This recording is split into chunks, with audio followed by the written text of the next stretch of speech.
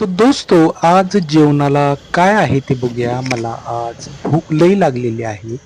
दुपारचे 2 वाजले तरीही आहे गरमागरम गव्हाची लुसलुशीत चपाती. तर आपण चपाती झाल्यावर काय खायचं आहे, तर हा आहे आपला भात. तुम्हाला माहीतच आहे की मी भात थोडाच खातो. तर बघूया आज तिसरा पदार्थ काय आहे, तर ही कशाची भाजी आहे ओळखा बघू. आज सिंपल साधी भाजी आहे. ही आहे कोबीची भाजी. तर आज कोबीची भाजी बनवलेली आहे. यामध्ये कोबीच्या भाजीमध्ये पिवळी सुद्धा बनवतात, जी मिरची घालून करतात आणि ही आहे लाल तिखट घातलेली कोबीची भाजी. तर कोबीच्या भाजीमध्ये डाळ घालतात, काही जण बटाटा घालतात, काही जण हिरवे वाटाणे घालतात. तर ही साधी सिंपल कोबीची भाजी बनवलेली आहे. कोबीच्या भाजीमध्ये व्हिटॅमिन ए असतं, ह्यानं रोगप्रतिकार शक्ती वाढायला मदत मिळते.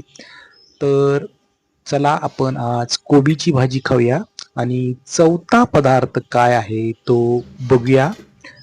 तर हा आहे चौथा पदार्थ, अख्खा मसूर. आम्ही हॉटेलात अख्खा मसूर खात नाही, कारण की तो परवडत नाही आपल्याला. एवढ्या प्लेटला 70-80 रुपये द्यायला लागतात. तर अख्खा मसूरचं मसाल्याचं पाकिट आणतोय आणि आम्ही घरातच अख्खा मसूर करतो. आता ह्याच्यामध्ये 2 मसूर असतात, एक बेळगावी मसूर आणि एक साधा मसूर.